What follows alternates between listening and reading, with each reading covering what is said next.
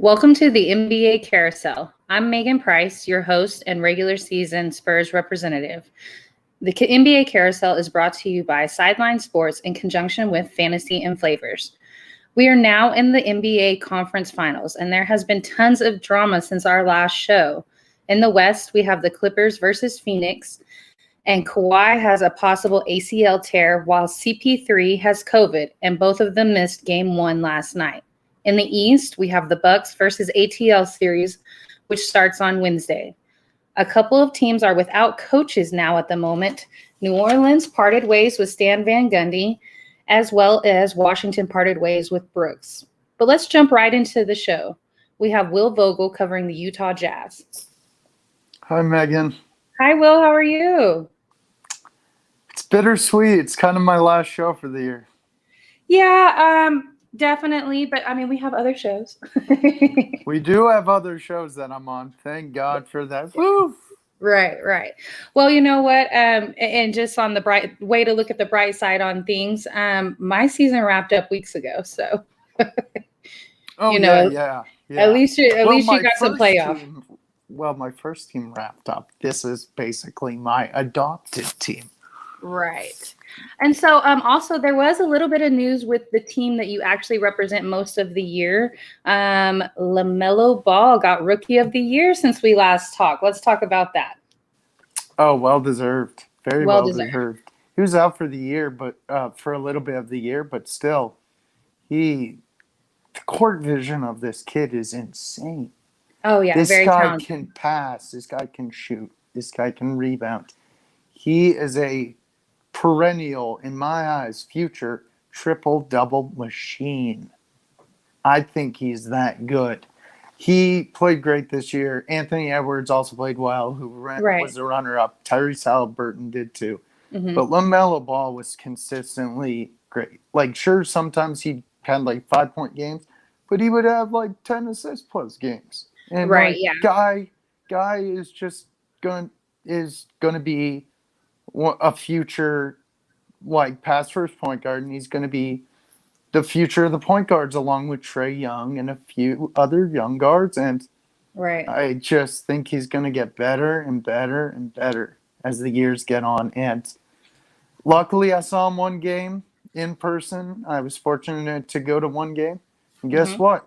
He threw a full court pass. Was I surprised? No, because his court vision, like I said, is that insane. And let's just say Charlotte loves him. I was first nervous because his dad is a head case, and we know that. Right. But I love it. But he kept his composure. He kept his head on his shoulders. He didn't let the media get to his head. He didn't let the NBA scene hurt him and say, oh, I came out way too fast, or, oh, I'm not ready for this. He came out on fire. Absolutely agree. And I know Anthony Edwards really made a case for possibly, but just while LaMelo was injured, obviously Anthony Edwards was scoring well pretty much the entire season. Once they put him on the starting lineup, he really started playing really well. But like you said, I think my favorite thing about LaMelo is what he brings to the stat line besides just points. Like, he's just an all-around great player. And points, rebounds, assists, steals, guys all over the floor. Right. I'm very excited to see how he develops as a player over the next few years. Okay, so let's go ahead and talk about Utah. Now, their guys ended up losing the series 4-2, so it went to Game 6. And then since we've last talked, we had Game 5 and Game 6. So let's start with Game 5. Yeah, well, Game 5, we lost by 8. Gobert had a double-double. Bogdanovich had 32 points, which was awesome.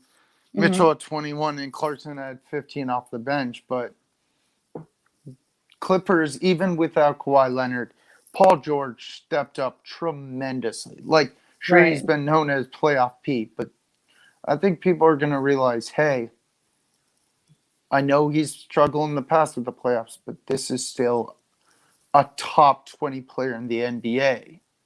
Definitely. Like, don't let his playoffs failures overcome him and say, oh, he's not that great of a player. Right. Yes, he is. He is, and I think he definitely silenced the haters. Just getting to the next series, and just how well he played, like in the game 5 and game 6, and just really put that team on his back. And he had some help from the supporting cast, but I think that was part of the problem over in Utah, that some of the supporting cast that we've seen all year long were somewhat quiet in this series. Like Joe Ingles was quiet, pretty Right. much. George Niang was pretty quiet. Right. Derek Favors was quiet. Mike Conley missed most of the series. Right. So it was very tough. Mitchell was coming off an injury still, and it was just, personally, I wanted Utah to win that series, but I knew it was going to be very, very tough. Right. So a lot of the pieces, like you said, just they're still a growing team. I think they're still going to be a good team next year if they could keep majority of the same pieces. But for real, it just has been I know they were in the playoffs last year, but they're still getting used to the playoff atmosphere. Right. Very true. I'm pretty sure Clarkson's never been to the playoffs. Okay. He's still adjusting. Mike Conley was injured most of the series, like I said. So they're still a developing team, and it's too early for people to say, oh, wow, they got kicked out early. They're the number 1 seed. They didn't deserve it or whatever. Yeah, they did. They played great this regular season. They did. But they're still learning, and they'll learn from this, and they'll say, hey, what can we do better next time about? Right, I agree. One piece that I have some question marks about is Rudy Gobert. Now, we know that Shaquille O'Neal and Rudy Gobert kind of had some drama throughout the season. He said that Gobert was overpaid. How happy were you with him in the playoffs? And do you think that now, and I don't want to debate the award that he got during the regular season, because that's regular season and he earned it. But what about his performance in the playoffs? Do you feel like that he has the right chemistry with Donovan Mitchell? I think he's an all right chemistry with Donovan Mitchell. It's not the greatest, but Gobert still put up points and rebounds like nobody's business. Like a double-double is great. But what I wish I could have seen more is, I didn't really pay attention to this that much, but I wish he had more like blocks. But we'll see. I think he's still one of the best big men in the league. Not the best, but still, it's an okay chemistry. I think you stick with him if you're Utah, because he's won 3 out of the last 4 defensive players of the year. That's true. But yeah, it just hurt that Mitchell was coming off an injury. I think a healthier Mitchell would have had a bigger impact. Like, I know he had crazy games, like crazy good games, but he also had some really poor shooting nights. Right, correct. Like in game 5, he went for 21 points, 5 assists, and 5 rebounds. Now, obviously, game 6 was something drastically different. LA ended up winning 131-119, but Mitchell had 39 points, 9 assists, 9 rebounds. Like, he was just out there trying his heart out. And on the opposite right there, Gobert had 12 points, 2 assists, which, I mean, he doesn't need to have a ton of assists, but 10 rebounds. So, I would have liked to have seen some more point production out of him, but I don't know if it would have mattered much in that game.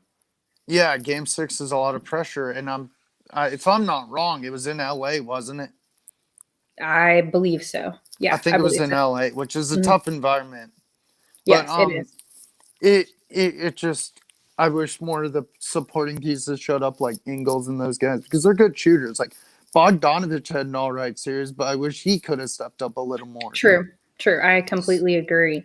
Well, all right, Will. I'm sorry that your team didn't make it to the next round, but you guys had an incredible season. You were the number 1 seed all year long. You had the best record, and you had Mitchell, you had Gobert winning Defensive Player of the Year, you had the 6th Man of the Year. So obviously a great team, and I look forward to seeing how y'all develop next year and the pieces that you either subtract or add. But go ahead and let everybody know where they can find you and where they can follow you, and I will see you soon on one of our other shows. So at first, I wanted to thank Megan Price and JB for all the work they've done. They've done phenomenal job, guys. Give them all the credit they do, and the other people who have been on the show for the other teams. They have just put in absolute work, and work, putting in notes day in and day out, and they deserve all the credit. But I wanted to thank you guys a lot. I enjoyed covering the Hornets and the Jazz for the second half of the year.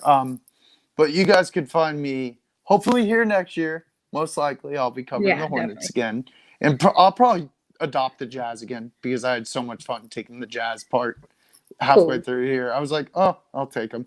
And then you guys can find me on the Sip Off, hosted by Megan Price. And then you guys can find me on the Gauntlet, hosted by James Tatum. Awesome. Well, thank you so much. Thank you. We'll see you soon. Yep. All right, guys, we're going to go ahead and slide over to the other team that played in this series. We have Chris covering the Clippers. Hey, Megan, how you doing? I'm doing really well. How are you? I'm doing pretty good. Awesome. Well, congratulations. Y'all made it to the conference finals for the first time in the history of your franchise. That's huge. Even if you don't go to the next round, that's huge. Like, long time coming. Long time coming. And it just felt so weird how everything just came into play on Friday night. It was just, everybody was like, oh, we're going to game 7, get ready to go to Salt Lake City on Sunday. Right. And then they came back, and it's almost, it feels like fate. In a strange, bizarre way where this team has never, in their 50-year history, have never made it to the conference championship round. And now they're here. And even in the circumstance that they're handed at this point where, you know, and I tell you, week in, week out, I swear, every week it's always a story with this team. It feels like this is, out of all the teams, this has been the ebb and flow. Like there's been the highs and lows. Every Monday is one Monday is a high, the next one is a low. Right. So yeah. Well, okay. So, you know, we talked about one of the lows. It's looking like Kawhi possibly has a ACL tear. Now, has anybody confirmed that? I've seen conflicting reports, and I've never seen anything just all the way confirmed either way. So, do you know?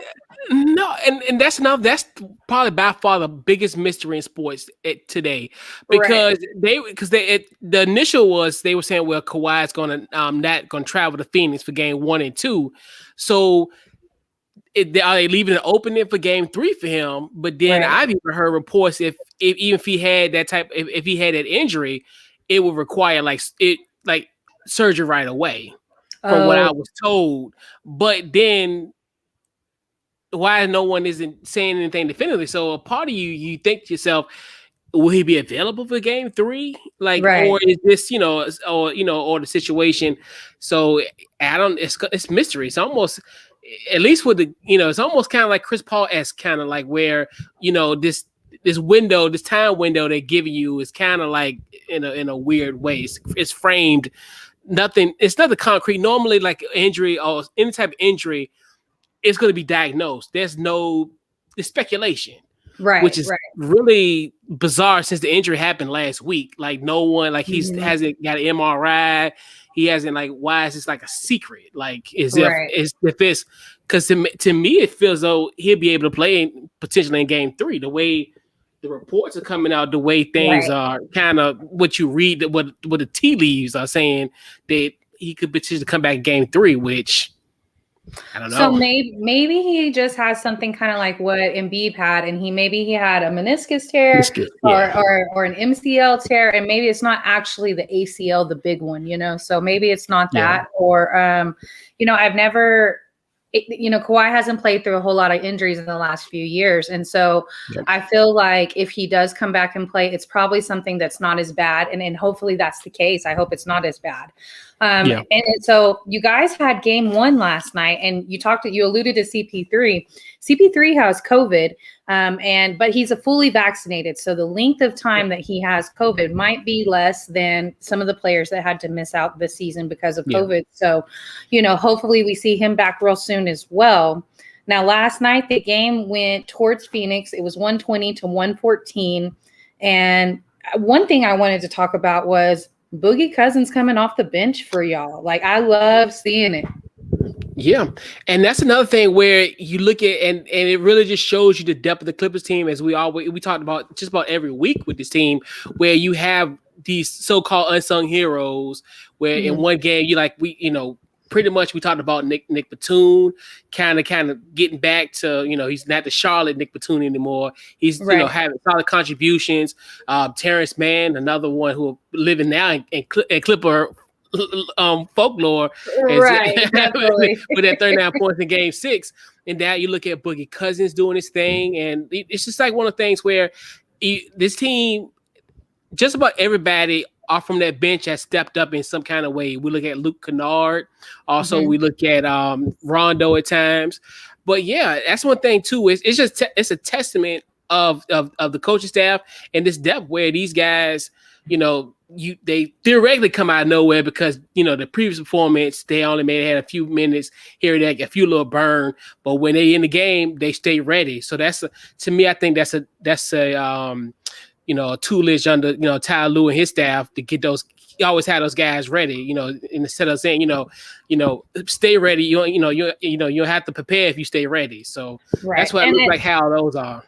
And I have to say, when we started at the beginning of the season, I was not a big, I was a big critic of Tyronn Lue. So I know I told you then, and I'm going to have to go ahead and take it back. Tyronn Lue proved me wrong. He proved me wrong.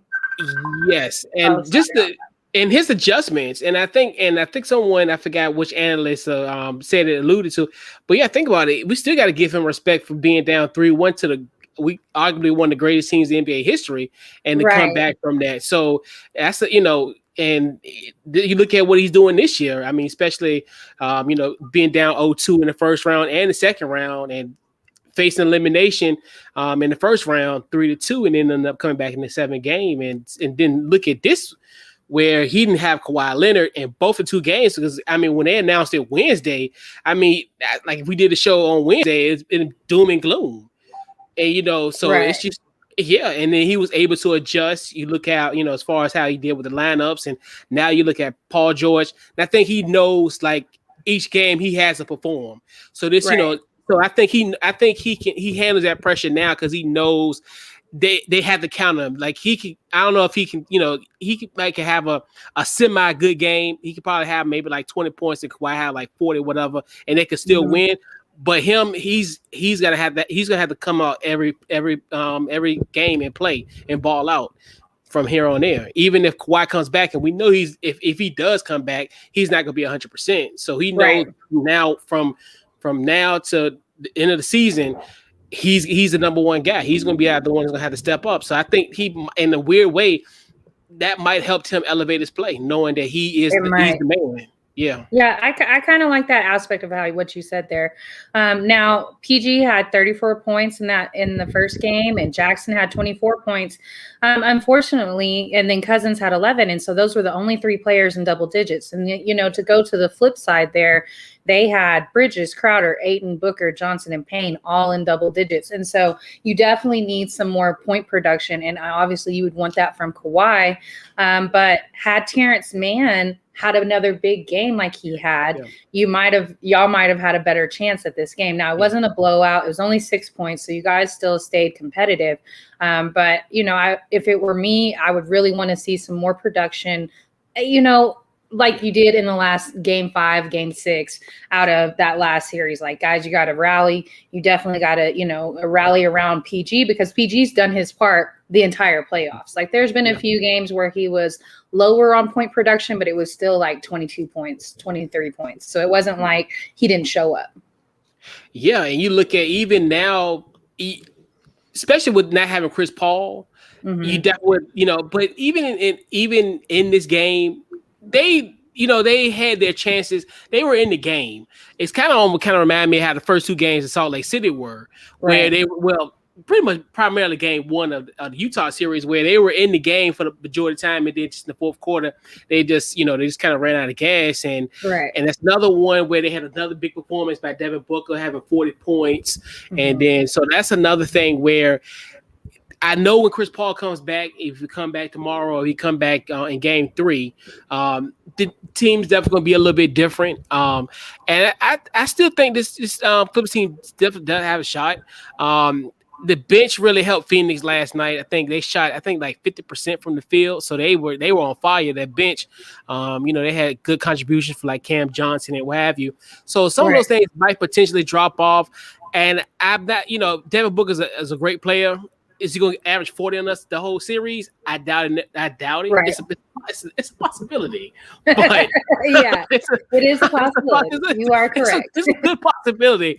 But 9 times out of 10, if I don't expect him to have 40 points every night. But I think it's just one of those things where I think they'll make the adjustments. And I just want to see how this team now with Chris, when Chris Paul comes back in the fold, and how Tyler Lue can kind of make adjustments with it as well. But the Clippers are playing meaningful basketball in June. Definitely. And if there's one thing that I could tell them if it were me is you got to steal one. You got to steal one in Phoenix. Yep. You got to take one of those home games. Yep. And so that means, Game 2. And let me see the schedule real quick. Now, Game 2 is going to be tomorrow at 8 my time, so Central Time. Game 3 is going to be Thursday at the same time. And then Game 4 is going to be Saturday. So, good luck on your games. And hopefully we see you back. Well, we'll see you back Monday for sure. And hopefully we will be talking about the series still going.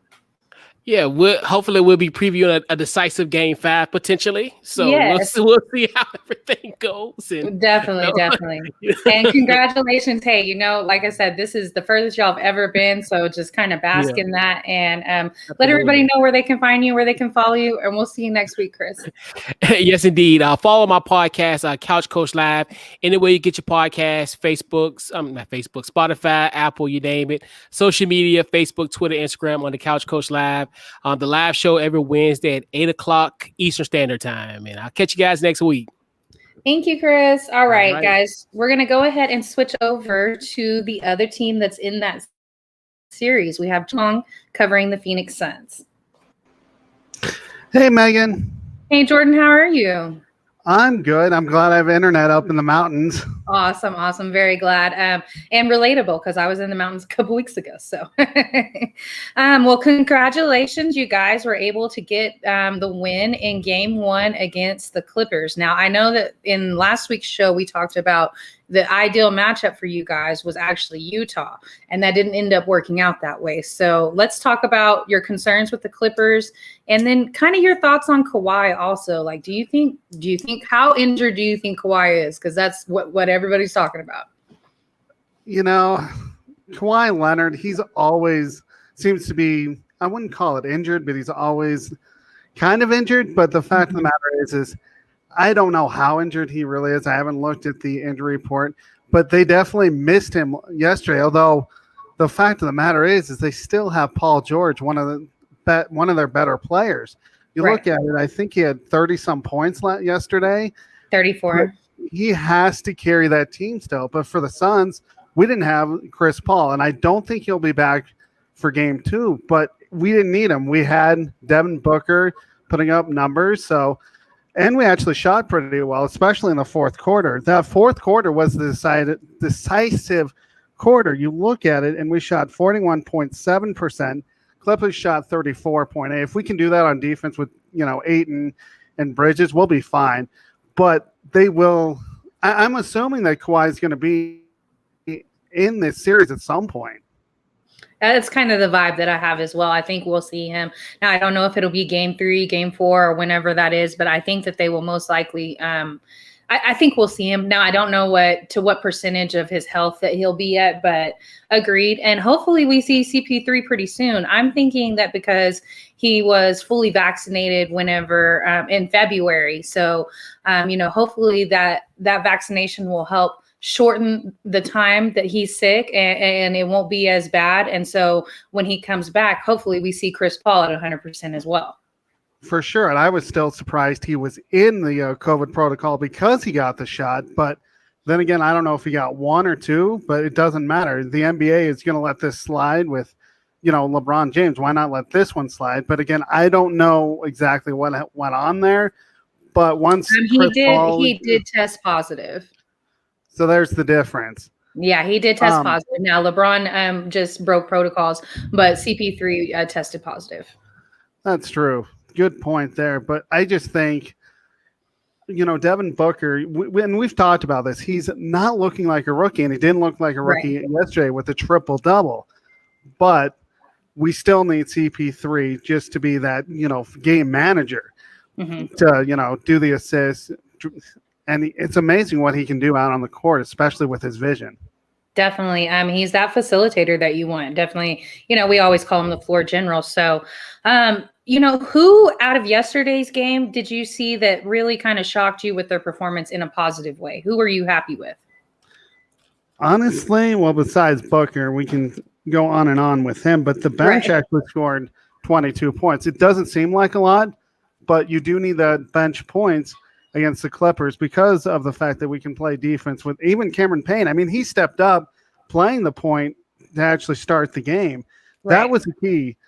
I didn't know how we'd go out with CP3, who was going to take that charge, and actually Cameron Payne did, and he did fine. So he actually surprised me, playing pretty well in terms of going for a CP3. It's hard to replace an all-star, and he did fine. Absolutely. And now he had 11 points and 9 assists and 3 rebounds. So those assists right there speak volumes. And I definitely want to see a little more point production out of him. But, not a bad performance at all. And so what is your game plan, or what do you think their game plan needs to be for game 2 and then also going to LA? It all depends on if Kawhi Leonard is going to play, because that actually makes a big difference. Because you want to keep double teaming Paul George, make him shoot threes. But if Kawhi Leonard is in there, you have to figure out a way to stop both of them. For us though, it's just more shooting. We're fine driving in the lane. I'm sure they're going to play more zone possibly, which will free up us for shooting more threes. But we still got to get our jump shots in, and that's what we did yesterday. We have to keep doing that. But on the other side, we have to stop Paul George. He had 30-some points yesterday. Right. Doesn't seem like a lot, but he carried that team. So you do have to cover him. Absolutely. And I think, obviously winning games at home is very important, but I think you need to win one in their house as well. I think that's just as important. You need to win one in their house. Well, especially if we want to win it in 5 to 6 games. You're right. We have to win that in their house. And what experts say is a series doesn't start until someone takes one off of their court. And I have to think if we get game 2 and then game 3, it could be a short series. But then again, if they tie this up at 2 or at 1, and going into game 3, we have to steal either 3 or 4 and their home court. Right. And they are the team that came back from the 3-1 deficit right there. So, they definitely have the ability to come back, even if you do catch 1, 2, and 3. So, and we talked about with Chris, game 2 is going to be tomorrow. And then game 3, I'm looking, hold on. Game 3 is going to be Thursday, and then game 4 is going to be Saturday. So good luck on your games, Jordan. Enjoy your vacation, and let everybody know where they can find you and they can follow you. You can follow me at SportsScoop1 on Twitter, and you can read my blog that I write Mondays through Fridays at sports-scoop.com. Thanks, Jordan. We'll see you next week. For sure. See you, Megan. All right, guys. We're going to go ahead and switch over to the East. We have Cool McCain covering the Bucks. Hey, Cool. Sorry, I messed up the order. That was on me. So no biggie, Megan. No biggie. Awesome. Well, congratulations. You guys sent Brooklyn home. I said it. You did say it. You absolutely said it. Took some help. I won't deny it took some help, but we did send them home. Definitely. And so what do you think the biggest factor in that was? Now, it was a huge game. It was a game 7, and it was also an overtime game. So what do you think happened that attributed to that win right there? I'd say something I've been saying for a while. I think one thing is Kevin Durant is just getting back from injury. it's hard to play the whole game, multiple games in a row every other day when you're just getting back and you may not be 100% in basketball shape. James Harden slightly injured, but I think even with those things, this was a game that the supporting cast didn't show up as well as they did in some games. And that to me ends up being a big difference. I think Right. Milwaukee got a little bit more from, other guys outside of Giannis and Chris Middleton. I don't put Drew Holiday in it anymore because he hasn't done anything in the playoffs to be in that conversation of it being a big three anymore. It's now a big two. So I think other guys, including Drew Holiday, made a couple of shots this game, but some of those other guys stepped up and helped out. So I think that's the big difference between them getting the win and the Nets getting the loss. I know exactly who you're going to say, PJ Tucker. Now, PJ Tucker I'll leave that for you. Okay, yeah, he did have a pretty decent game. Well, he still had a donut in his somewhere in his stat. He didn't have any assists, not what he's known for. He did have 11 points and 5 rebounds. And then Giannis had an astronomical performance with 40 points and 13 boards. Lopez had 19 points. You had a classic Chris Middleton performance with 23 points, 6 assists, and 10 rebounds. That's what that stat line right there is something that I saw out of Middleton all season long. And I kept telling people, no, he's consistently good. He's consistently good. And I know that we didn't see that in the first couple of series, but this series, he did really well.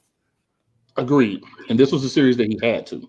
Right, definitely. I think when you look at the first series against Miami, you could afford to have him have some games where he wasn't doing what he normally does. But in this series and moving forward, he has to be that Chris Middleton. He's got to give at least 25. He really needs to give you about 25, 5, and 5 a game. So that's kind of what the expectation needs to be for him moving forward. And hopefully he will be able to, roll with that expectation and show everyone that he's who he's shown he is in this series, because for them to have the opportunity to win, they need that point production. Right. Absolutely agree. So now after last night's game, we know that you guys are going to be playing the Hawks. Do you know what that matchup is going to be like for y'all? What is y'all's series for the regular season? I don't have the Hawks record for the regular season. I know we won more games, but I don't remember if it was like 3-1 or 2-1. But I know that we won more games against them than we lost in the regular season. The thing with Atlanta is I really throw out their regular season record because this is definitely a different team. They're hitting on all cylinders and they have a lot of pieces that they didn't have during the season. So I'm more concerned with what I've seen them do so far and what we're going to need to stop.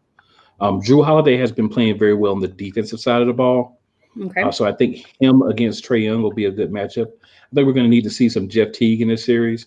We don't have DiVincenzo, so we're going to have to see some other guys. I think we're going to need to see a little bit of we're actually going to need to get a Bobby Portis sighting. I mean, he's there, but you really would forget if someone doesn't mention him because we're not seeing much out of him on the actual court. So we're going to need to see a Bobby Portis sighting.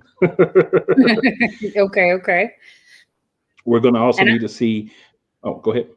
And I think one piece that we've kind of seen show out in the last couple of games for ATL is Gallinari. I think that's going to be one area that, you're going to have to shut down that shooting right there. Now, he's not having 30-point games, but he's having 20-point games or close to 20 points. Right. And so that's huge coming off the bench. Yeah, I think we're going to have to see Giannis or Chris Middleton take him up when he gets on the floor and just, say, hey, we got to stop this guy. You maybe even put PJ Tucker on him when he comes in. I think you have a couple of guys that actually can play defense on him. The varying degree of how well it'll be may depend on the game. But I think you have a couple of different guys you can throw at him. So that's always beneficial because you don't have to wear one guy completely out. Right. We're going to have a Brian Forbes sighting in 1 or 2 games this series as well. We're going to need him to light it up for us a couple of games because we got to get the outside shooting kind of on par. Pat Connaughton needs to give us a little bit more. Lopez needs to be aggressive. Like I don't really put a point total on him, but it needs to be aggressive. If it's an aggressive 10, I'm fine with that. If it's an aggressive 20, I'm good with that. But it just has to be aggressive. And we can't have any more throwing the ball at a pass when there's like 3 seconds left on the shot clock. When you catch the ball, shoot the ball. We can't have any more of that. Right. Now, this series, I think Atlanta doesn't have as much size. They have bigs, but they're not like big bigs. So maybe this is a series that Portis can give us a little something, and we're going to need him to play some defense as well. This may be a series where we actually can go small at times, which would be more beneficial for us. But you still have to use that lineup of Lopez and Giannis and get the ball inside. Get the ball inside. My goodness. Way too many three-pointers. I'm sitting there watching the game like, why is everyone shooting this many threes? Take the ball to the hole. It's just shocking. But they did pull out a win. But again, this Atlanta team, they are down 2 starters, but they've had other guys, like Herter and different guys step in and play well. So we're going to have to be prepared to play defense and score in this series. And so, in game 6, after that loss, you guys the coach was kind of in the hot seat. There was a lot of criticism coming for Bud. Do you feel like the win in game 7 takes him out of the hot seat? Let's say y'all don't win this series against ATL. Is Bud's job still on the line? It should be. Okay. If he cannot beat this Atlanta team in a 7-game series, he should not be the coach. He may continue to be the coach, but he should not be. What he has now, a talented roster that was able to beat even a depleted Nets team, if you can't go out and beat this Atlanta team, then you should not have a job with this team. You need a new face in there. You still need a new face. I think the only thing that should save his job is a close finals loss or winning the NBA Finals. If he doesn't get to the NBA Finals, he should be gone, because that means he's not the right coach to take this talent in his prime where it needs to go.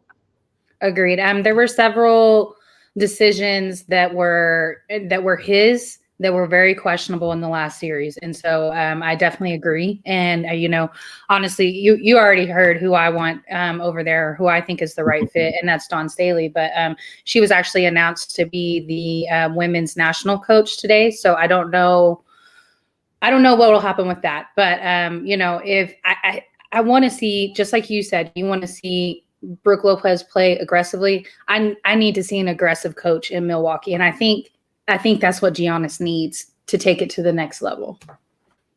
Yeah, I think he needs someone that's going to be aggressive. Maybe coddling, which is a word I've used before, is not the right word, but someone that's going to actually explain things to him and give him a little extra support while still being a little hard on him, but in a different way. Because he doesn't seem like the person that if you just, get up in his face and yell and just be overly aggressive, that it will come off, it will translate positively.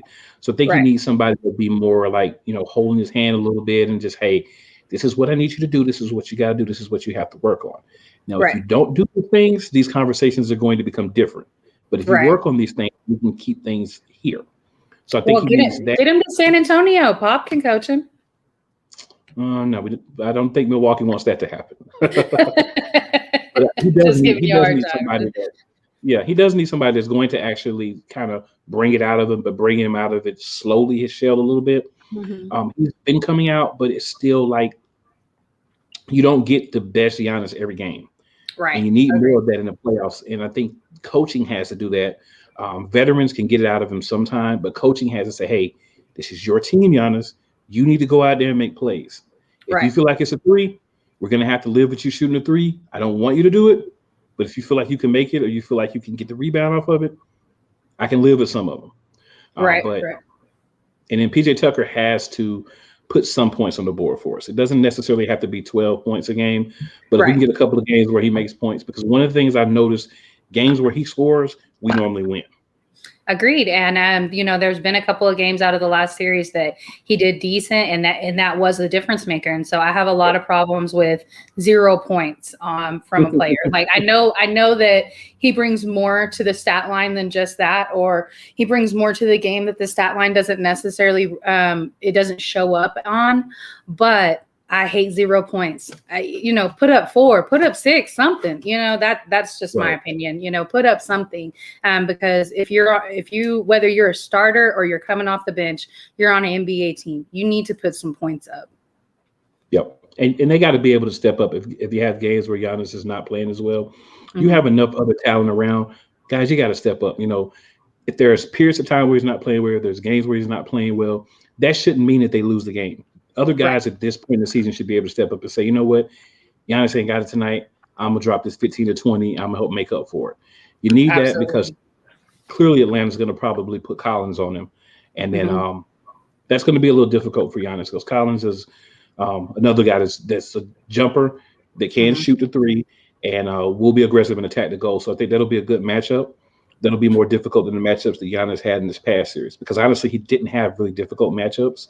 Mhm. And if he took the ball to the hole more, I think he would have actually had more points in this game, in this series, because literally they don't have an answer for him defensively. Right, agreed. Blake Griffin is not that. So as far as Brooklyn goes, okay. So your series starts on Wednesday. You got game 1, then game 2 on Friday, game 3 on Sunday, and then game 4 on Tuesday. All of those will be at 8:30 Eastern time. Yep. Good luck on your games, and we will talk to you next week. Let everybody know where they can find you and where they can follow you. Well, you can find me on Instagram, on Facebook, and on Twitter at Cool McCain. Of course, Facebook would just be Cool McCain. You can find me here, of course, on Monday nights. You can find me on the Sip Off on Thursday nights.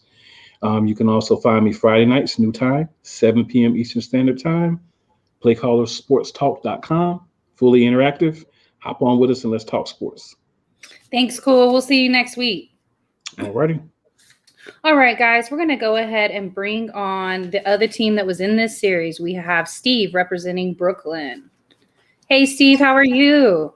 Good, Megan. How you doing? I'm doing really well. Okay, so heartbreaking loss, overtime, game 7. Oh, crushing. Yeah, I mean, overall the series was everything that you'd want as just a basketball fan.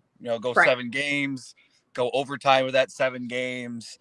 Great performances from great players, and so it was a lot of fun as a basketball fan. Let them play 7 more times. All right, Right. let's just keep letting them play. Obviously, from the Nets' perspective, I know this is why the Nets fans are gonna get them through the day. Is this was the year that you had to beat them. You had all the injury issues.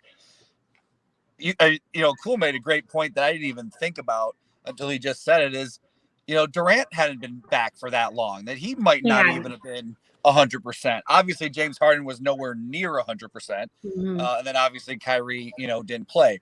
So this was the time to get the Nets, and the Bucks did that. You got to give credit to him. Giannis, who takes a whole lot of crap. He needed this win. They need to get to the finals. Frankly, they need to win the championship to kind of let everybody just kind of get off his back a little bit, even though he's a back-to-back MVP. But because of social media and 24-hour sports networks and talking head shows, and everybody has to have this, and us, everybody has to have the big take after every game of where it ranks all time, and instead of just enjoying it. Right. So I enjoyed the games, definitely 5, 6, and 7 a lot. 5 and 7 especially. In fact, I let my son sleep in Sunday and not go to church with me because I kept him up till 11:30 watching that game with me. So, so it was just a great, experience. Kevin Durant obviously was absolutely incredible. Played every minute. He just, quite frankly, it's not an excuse. This is what happened. He definitely got tired. And the only thing that he could have done, and he's not the only person that does it. Players do it all the time in any level, high school, college, pro. When they get tired, for some reason, you settle and start shooting more jump shots, where, of course, your jump shots are then going to be short because you have no legs. I'm not breaking down any, science here. This is just common knowledge, but that's what they do. They start settling for jump shots. Those jump shots are short because he has no legs. And, that's why he struggled shooting in the overtime, which obviously that shot that he hit, to force overtime, if his toe was a millimeter behind where it was, they win that game in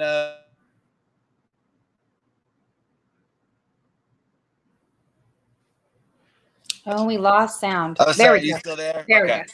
Sorry. I don't know why anybody would want to call me. Anyway, so, it's his millimeter behind the line instead of on the line. Hey, it's a 3. He just hits this huge game-winning 3, and his legend is, secure. They're moving on. Instead it becomes, foot on the line 2. We got to go to overtime. So obviously a tremendous performance from him. James Harden, this one I won't put on him because he's clearly not close to 100%. You don't have to watch much of that game to see he had no lift. He couldn't move laterally on defense. Not that he's a great defensive player, but I mean, he couldn't stay in front of anyone. And, you know, he still made great passes because he has good vision, but, you know, 2 for 12 from the 3-point line in a closeout game, you know, so he's struggled in the playoffs before. But this one, I'm not throwing on him. It's more he just wasn't healthy. So I give him props for even trying. To me, though, this series loss is on one person and one person only, and that's Steve Nash. He is what I was concerned about going into the year. And the Pistons did this years ago too, and the Tigers actually did it too, switching sports. But you don't have a veteran team ready to win and have a first-year head coach with no experience. It's just not smart. It's not. I don't know why people do it. And obviously, Steve Nash is a great basketball mind. He was a great basketball player, but he's never coached. And he played those guys obviously way too many minutes. And I mean, Jeff Green played 12 minutes and Blake Griffin played 40. There is no excuse.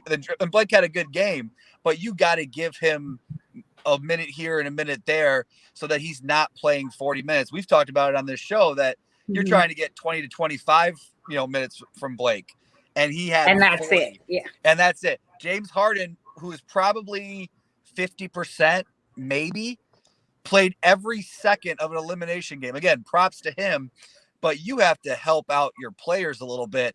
Give them a minute and a half at the end of the, at the start of the second quarter. Give them a minute at the end of the third and the minute at the start of the fourth. Phil Jackson used to be great at this with Jordan, is he'd always sit him right before the end of a quarter.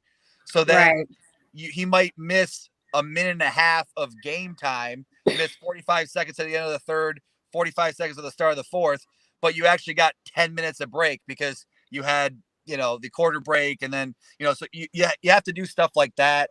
But Steve Nash was just, quite frankly, Steve Nash was just in over his head.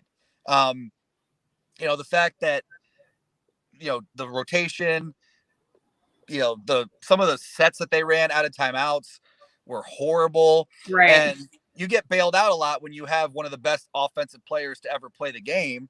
And well, actually you have two of the best scorers to ever play the game. So you can get bailed out a lot. I mean, anybody can just be like, oh yeah, hey, get the ball to Kevin Durant, get the heck out of the way.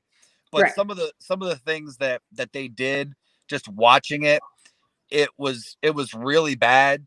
And that's just me coaching high school AAU and middle school basketball. So think about people who have coached college and professional basketball being like, how is this guy coaching this team right now? It really is unfortunate. I mean, you talk about Don Staley and Becky and some of these other, assistant coaches and all that they've had to do, all the years that they've been on the benches, all the dues that they've paid. And here's Steve Nash, first-year head coach, coaching a team who basically, obviously this year, and there was injuries, this year is a failure to the Nets, right? They didn't win a championship. Yeah, absolutely. This year is a failure, right? This is a disappointment. This is a failure. There's no, wait till next year. Yes, they had injuries, but they didn't get the band together to go to the second round, obviously. Right. No, it's absolutely a failure. It's an experiment that failed the first year. Absolutely. Which it takes time. I mean, it took time. It took a year in Miami when Wade and Bosh and LeBron got together. They, they lost the first year, and then they won the next two after that, and before they lost the fourth year together. But it does take some time.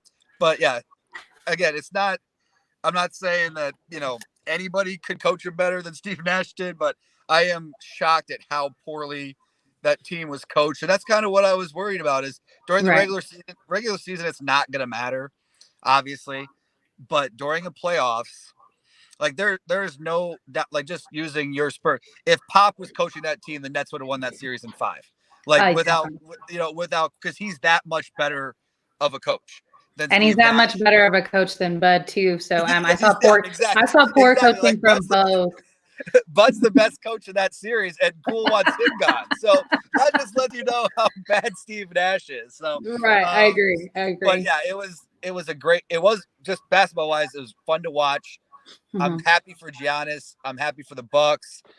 And the Nets, they need to lick their wounds. Obviously, they got to get healthy. They got to get, and then use this as motivation and come back next year and just kind of destroy people. Because this should be. I mean, the Bucks have to have that mindset that, hey, this is our year. Like, if this is when it's going to happen, right? You have injuries, in the West to a whole bunch of stars. Chris Paul, they just announced he's still going to be out for game 2. Not that they missed him that much, because Devin Booker had an awesome game. Shout out to former 616 Michigan kid. Love you, D-Book. Anyway, but all these stars are out. Like, this is the year, to get them, right? So the Bucks have to feel like this is our year to win, because Steve Nash is going to get a little bit smarter if he's still the coach. Maybe they fire him. I don't know. Maybe they say, hey, you didn't deliver. I don't know. I don't like firing a coach in the first year, even though I completely agree with the Van Gundy firing. But I would give him another chance for another year. But I mean, I guess I wouldn't be too surprised because it was really atrocious this series. But Steve, I really enjoyed having you on the show. You covered 3 teams for us this year, and we love that. And I hope that you want to come back next season for us and let everybody know where they can find you and where they can follow you. Yes, absolutely, Megan. I appreciate it. It's been a blast. Any team that needs to be followed, let me know. But yeah, this definitely wraps up this season for me. But yeah, the easiest way to find me is All Eyes on You, just the letter U, All Eyes on You Hoops, or SMan1720 is my personal Twitter. But the basketball Twitter is more important. Link right to my basketball website right there. My Flagrant Friends NBA podcast. We do that every Tuesday night, so we'll be recording that tomorrow while we watch some hoops. And other than that, everybody take care of yourself. Enjoy these. I'm still going to be watching basketball, obviously, so enjoy these Western Conference Finals, Eastern Conference Finals, and take care of yourselves. We'll see you soon. All right. Thank you so much, Steve. All right, guys, we're going to go ahead and keep it in the East. We have a team that completely shocked. We have Bryce covering the Atlanta Hawks. Hey, Bryce. Hey, Megan. What's up? Oh, man. What a game. What a game. Congratulations. Y'all beat the Sixers. I had the Sixers coming out the East. Yeah, we played one of our better games the entire series, that game, and we needed it. Obviously, Game 7's when you need your players to play best. Trey didn't obviously have his best game, but everybody else was able to. So that was always big for us. The supporting cast, especially Kevin Huerter, he came up big. I think 28 in that game. So that was huge for us. Like I've been saying, pretty much every series we've been expected to be beaten, and we won 2. So. Right. I'm not expecting anything to be different in the Bucks series. We're probably going to be rejected. Some people are already projecting us to get swept, but we know what we're capable of, and we know, especially, I'm still hoping Cam Reddish can get back this series because we're going to need him, and hopefully Bogey can get healthy. He's nursing a knee injury, but outside of that, Trey continues to average close to 30 a game, and everybody does what they can do. I feel like we still have a good chance than anybody. Yeah, definitely. I definitely don't think it's going to be a sweep. And if anything is indicative of what we were just talking about, coaching and how important that is, you guys have a fantastic coach. And so you will be able to at least get 1 or 2 wins, I definitely think. Now, I do think you have the ability to beat the Bucks, but I think it's going to be on what y'all do to Giannis. Can y'all get in Giannis' head? Because I feel like Giannis's biggest enemy is himself. A lot of times he gets in his head, and that's where coaching becomes the issue whenever, you need that coach to pull you up out of that. And Nate has the ability to do that. And then on top of that, y'all's bench was fantastic the last series. So Gallinari did great the last couple of games. Lou Williams had a couple of really great games. Trey did Trey, and Collins was really great too. Yeah, definitely. That's the biggest thing about our team. It's just, a lot of people say outside of Trae Young, who do you really know on the Hawks? But we really have a lot of guys who are good basketball players who can play the game, make shots.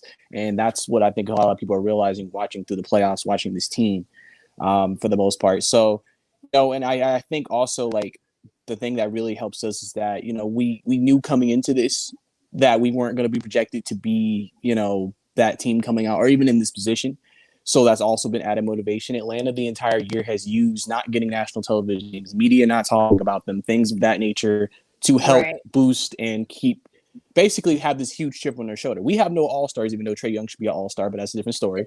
Right. But, I know all NBA and just, all of that I think fuels this team because it's just, like I've said before, it's almost like a lack of respect for Atlanta basketball. And so now we're having a chance to kind of, basically show the world like, hey, like, yeah, we are here. We're going to be in the contention with the other East teams for years to come. Because Trae Young said it after the game. He's like, you got to think about it. We're doing this year, and this is our first time in the playoffs. So if we keep the core together, we keep good players. Imagine what we can do in 2 years, 3 years. So I think it definitely, regardless of how this ends, we have a great future ahead of us. But obviously, I think a lot of Atlanta fans really feel like in the East, it's wide open. And then when it comes to Giannis, it's funny because if people say like Ben Simmons and Giannis are of course sort of similar, except Giannis is aggressive, is not afraid to shoot a shot. He'll do it. Like, that's what makes him effective. And, but he's not to me like Joel because we really didn't have a matchup for Embiid. But I feel like even though we don't have, maybe you want to say the biggest guy in the world for Giannis, we have bodies because now we can put Clint, John, like I said, Reddish gets back Reddish. And one thing I saw that we did during the regular season when we played them was sometimes when Giannis would get into the paint, sometimes Giannis can be a little careless. And so we have some guys who are long and we'll sometimes try to do that, help and do some help defense to help either make Giannis shoot it or kick it out. Because, I think we're going to do what a lot of teams have done. We're going to have a wall and we're like, all right, Giannis, you have to kick it out or we're going to potentially get in foul trouble with charges and things of that nature. So I'm sure Nate's going to be prepared for that. And he's going to look at everything possible to be able to guard this team. And, obviously I think we feel pretty good about, even getting a game because we're 5-2 on the road and usually young team's not good on the road. So we are very confident we can go into Milwaukee and take one of these games. I definitely think y'all should be confident of that. I really loved what I've seen out of y'all out of the playoffs. And, a couple weeks ago, I said that, I felt like Atlanta was probably a year or two away from their best play. And I still feel that, but I think it's 1 year away at the most. I think that you guys surprised me. Now, I did have y'all going to the playoffs since the beginning of the season. I knew what you guys had. And then you made those coaching changes. So, once that happened and we all saw exactly who y'all were, congratulations on making it that far. And so if you make it to the next round, who would rather play? Well, it's actually kind of funny because I know from a fun series, I think a lot of people want to play the Suns. Because it's one of those things where it's like, okay, two teams both haven't been. I don't remember. I don't know if the Suns have been to the finals. They've been in Phoenix, or they just haven't been in a long time.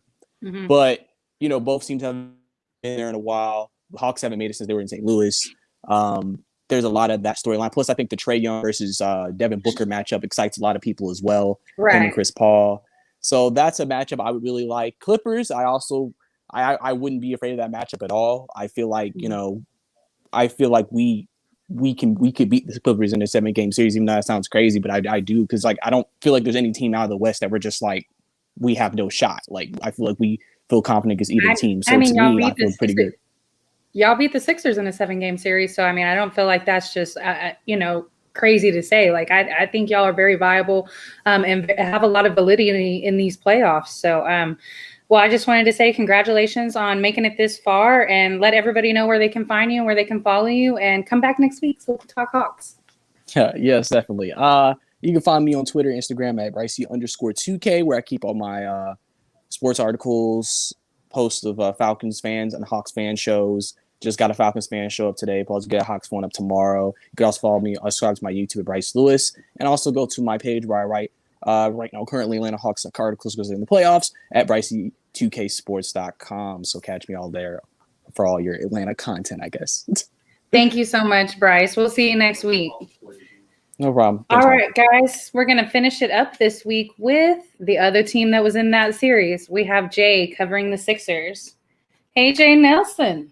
What's going on? How you doing? I'm doing really well. We got to air it out. We got to air it out. Absolutely. Let me just start this off by saying, and I've said this for years, and now it's official. Joel Embiid, he's 1.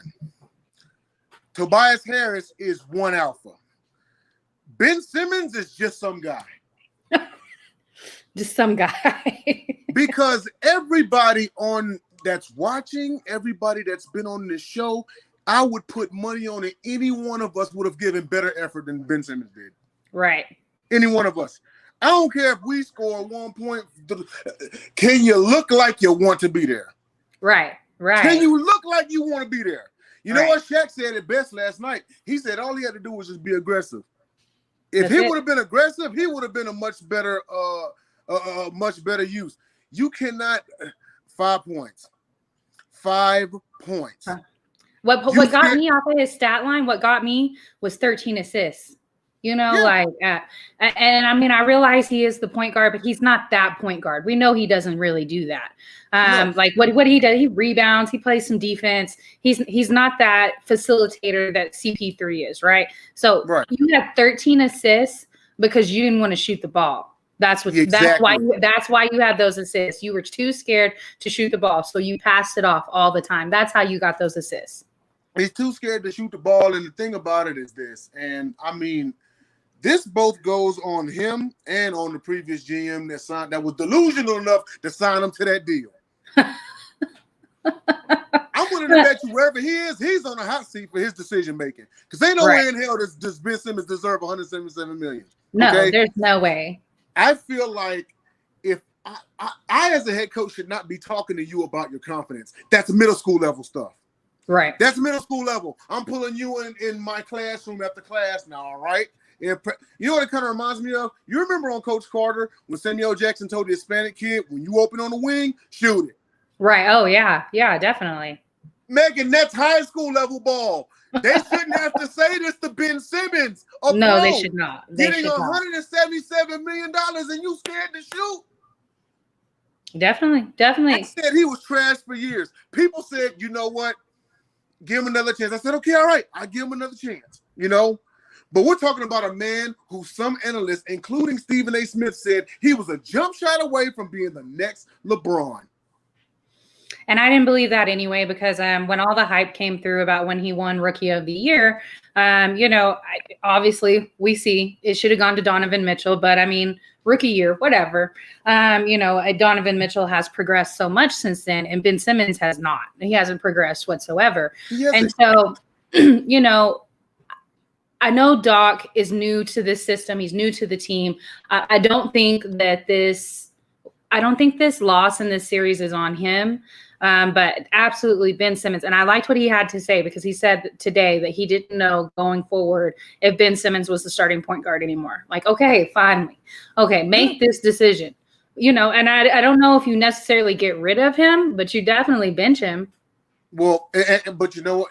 And here's the thing with Ben Simmons. And dare I say it? I might be alone in it, but I'm just going to say it, okay? Maybe it's for shock value.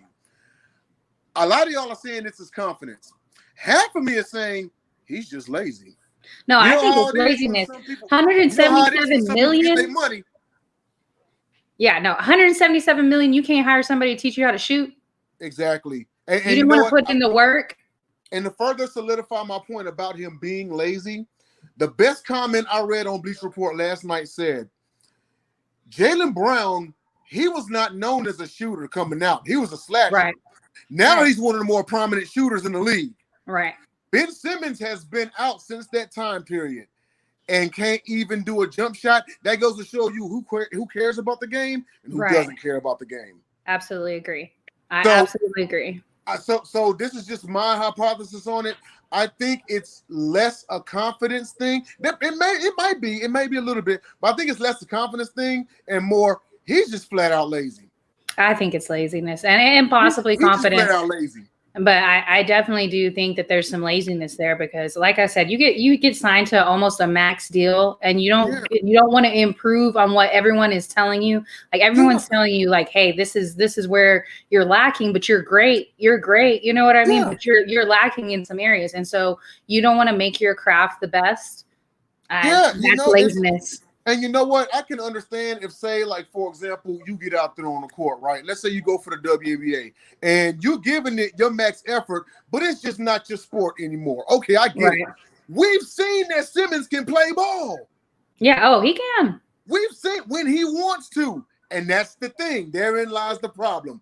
He gives you effort when he wants to. You want to know what it was? He felt he could hide behind Embiid and the rest of the team and ride a coattail to a championship and then try to claim, oh, I'm one alpha. Tobias Harris is dropping numbers.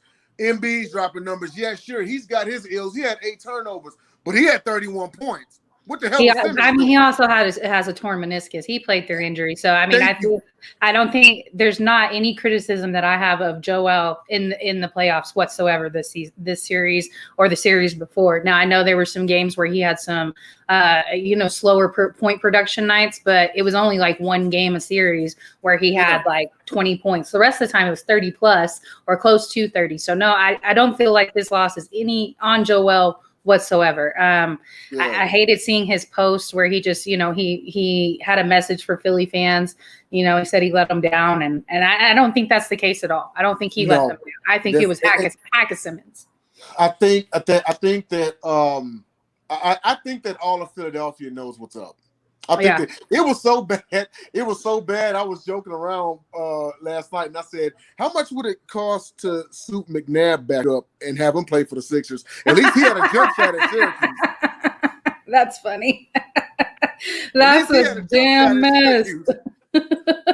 So yeah, but you know what? And I get it. Embiid is and I told people, I said, give Embiid some years. He's going to be Elijah 2.0. Watch what I'm saying. Watch what I'm saying. And it's so funny, because we've seen clones of Jordan, clones of Magic. We have yet to see an Elijah clone. I think Embiid is it. I think Embiid. I grew up. The Dream is my hero. Right. Yeah. But I think Embiid is it, because didn't Embiid kind of work with Elijah a little bit? You know what? I'm not sure. I would hate to say something, and I don't know. As far as because he did adopt the Dream Shake shot.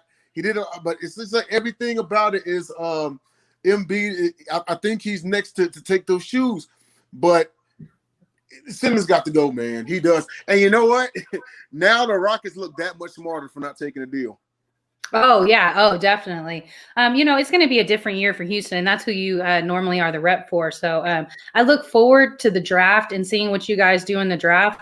I mean, obviously OKC is doing the most in the draft, but hopefully hopefully at least somebody can get one of those good picks besides OKC. And I see an interesting year for you guys next year. I just want to see John Wall be dedicated to you guys, because I think that's the right spot for him. Yes, I feel like it's Wall's team. I mean, the four that I was talking about, Nick, Wall, Wood, Kevin, KPJ, Martin Jr. Martin Jr. All I want them to have a whole season together.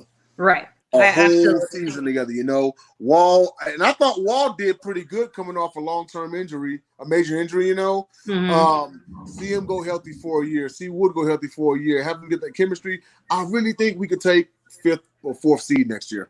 I definitely agree. Well, Jay, thank you so much. I really enjoyed having you on the show this season. Definitely come back next season. Let everybody know where they can find you, where they can follow you, and I'll see you on one of our other shows. All right. So you can catch me on Twitter at NellyNail13. That's NELLINEL13. Also, you can catch me on the Sip Off on Thursday nights at 7 p.m. Central Standard Time. That's also by Megan Price. You can catch me on the NBA Carousel next season, starting what, October? Yeah. October. All right. So we're spinning it back up in October then. Okay, cool. Also, I am the co-host of the Sports Gauntlet on Fridays at 7 p.m. with myself, James Tatum, and Mr. Tyler Ingram. Also, check out Tyler Ingram's show. Well, he's about to parlay it into a show, but check out his group on Facebook, Cage Raiders. It's all MMA and contact sports all the time. Also, I'm on Roku. Visual Dramatics, that's VizD Productions. I'm a staff writer and journalist. I'm gonna do a live cast tomorrow. Shout out Marshall Hill, shout out Craig Davis, my Unconventional Kings fam. See y'all when I see y'all. Bye, Jay. All right, guys, we're gonna go ahead and wrap it up for this week. I hope everybody that's still in the playoffs or fans of the playoffs, y'all enjoy the games that you have. Also, Watch the WNBA. It's heating up right now, and they just announced the national team this morning. If you want to see Sideline Sports coverage of the women's national team, watch the Sports Arena tonight with Eric Wilson, and we'll see y'all next week. Thank y'all for watching.